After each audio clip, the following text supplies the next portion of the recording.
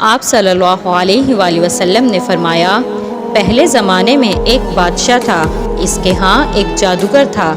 جب جادوگر بوڑھا ہوا تو اس نے بادشاہ سے کہا کہ میں اب بوڑھا ہو گیا ہوں اور میری موت کا وقت قریب آ رہا ہے، مجھے کوئی بچہ سونپ دو، میں اسے جادو سکھا دوں۔ چنانچہ ایک ذہین لڑکے کو وہ تعلیم دینے لگا۔ لڑکا اس کے ہاں جاتا تو راستے میں ایک راہب کا گھر پڑتا جہاں وہ عبادت میں مشغول ہوتا۔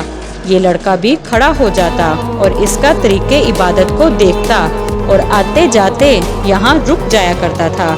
جادوگر بھی مارتا اور گھر والے بھی، کیونکہ وہ وہاں دیر سے پہنچتا اور یہاں بھی دیر سے آتا۔ ایک دن بچے نے راہب کے سامنے یہ شکایت پیش کی۔ راہب نے کہا، جب جادوگر تم سے پوچھے کہ کیوں دیر ہو گئی تو کہنا کہ گھر والوں نے روک لیا تھا، اور جب گھر والے پوچھے تو کہنا کہ جادوگر نے روک لیا تھا۔ یوں ہی ایک زمانہ گزر گیا کہ ایک طرف تو وہ جادو سیکھتا تھا اور دوسری طرف اللہ تعالیٰ کا دین سیکھتا تھا۔ ایک دن یہ دیکھتا ہے کہ راستے میں ایک زبردست ناک سانپ پڑا ہے جس نے لوگوں کی آمد و رفت بند کر رکھی ہے۔ ادھر والے ادھر اور ادھر والے ادھر ہیں اور سب لوگ ادھر ادھر پریشان کھڑے ہیں۔ اس نے اپنے دل میں سوچا کہ آج موقع ہے کہ میں امتحان لوں، راہب کا دن اللہ تعالیٰ کو پسند ہے یا جادوگر کا۔ اس نے ایک پتھر اٹھا کر اور یہ کہہ کر اس پر پھینکا کہ اے اللہ، اگر تیرے نزدیک راہب کا دن جادوگر کی تعلیم سے زیادہ محبوب ہے تو اس جانور کو اس پتھر سے ہلاک کر دے تاکہ لوگوں کو اس بلا سے نجات مل جائے۔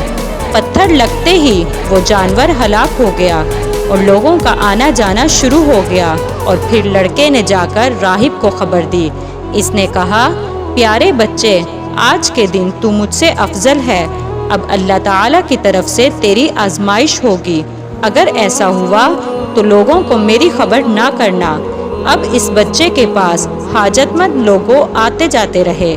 اس کی دعا سے تمام قسم کے بیمار اچھے ہونے لگے۔ بادشاہ کے ایک نابینا وزیر کے کان میں یہ بات پڑی۔ وہ بہت تحفے طائف لے کر حاضر ہوا اور کہنے لگا کہ مجھے شفا دے دے تو یہ سب کچھ تجھے دے دوں گا۔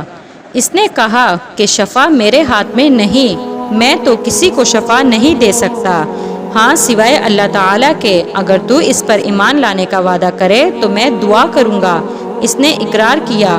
بچے نے اس کے لیے دعا کی، اللہ تعالیٰ نے اسے شفا دے دی۔ وہ بادشاہ کے دربار میں آیا اور جس طرح اندھا ہونے سے پہلے کام کرتا تھا اسی طرح کام کرنے لگا۔ اس کی آنکھیں بالکل روشن ہو گئیں۔ بادشاہ نے متعجب ہو کر پوچھا کہ تجھے آنکھیں کس نے دی؟ اس نے کہا، میرے رب نے۔ بادشاہ نے کہا، یعنی میں نے دی ہیں؟ وزیر نے کہا، نہیں، میرا اور تیرا رب صرف اللہ تعالیٰ ہے۔ اب بادشاہ نے اس کو مارنا پیٹنا شروع کر دیا اور طرح طرح کی تکلیفیں دینے لگی اور پوچھنے لگا، تجھے یہ تعلیم کس نے دی؟ آخر اس نے بتا دیا کہ میں نے اس بچے کے ہاتھ پر اسلام قبول کیا ہے۔ اس نے اسے بلایا اور کہا کہ اب تم جادو میں کامل ہو گئے ہو تو بیماروں کو تندرست کرنے لگے ہو۔ اس نے کہا، غلط ہے، میں کسی کو شفا نہیں دے سکتا، نہ جادوگر ہوں، شفا اللہ تعالیٰ کے ہاتھ میں ہے۔ وہ کہنے لگا، اللہ تو میں ہوں۔ اس نے کہا، ہرگز نہیں۔ بادشاہ نے کہا، پھر تو میرے سوا کسی اور کو رب مانتا ہے؟ تو اس نے کہا، میرا اور تیرا رب اللہ تعالیٰ ہے۔ اس نے اب اس بچے کو طرح طرح کی سزائیں دینی شروع کر دی، یہاں تک کہ راہب کا پتہ لگا لیا اور راہب کو بلا کر کہا کہ اسلام کو چھوڑ دے۔ اس نے انکار کیا تو بادشاہ نے اسے آرے سے چڑھوا دیا۔ پھر اس نوجوان سے کہا کہ تو بھی دین اسلام سے پھر جا، ورنہ اس سے بھی زیادہ برا حال ہوگا۔ بادشاہ نے اپنے سپاہیوں کو حکم دیا کہ اسے فلاں پہاڑ کی چوٹی پر لے جاؤ، وہاں پہنچ کر بھی اگر دین سے باز نہ آئے تو وہیں سے دھکا دے دینا۔ چنانچہ سپاہی نے اسے پہاڑ کی چوٹی پر لے گئے۔ جب اسے دھکا دینا چاہا تو اس لڑکے نے اللہ تعالیٰ سے دعا کی، اے اللہ، جس طرح تو چاہے مجھے ان سے نجات دے۔ اس دعا کے ساتھ ہی پہاڑ ہلا اور سب سپاہی لڑک گئے، صرف وہی بچہ ہی باقی بچا رہا۔ وہاں بادشاہ کے پاس گیا۔ بادشاہ نے کہا، یہ کیا ہوا؟ میرے سب سپاہی کہاں ہیں؟ بچے نے کہا اللہ تعالیٰ نے مجھے بچا لیا اور وہ سب ہلاک ہو گئے۔ بادشاہ نے اپنے دوسرے سپاہیوں کو حکم دیا کہ اسے کشتی میں بٹھا کر لے جاؤ اور سمندر میں پھینک دو۔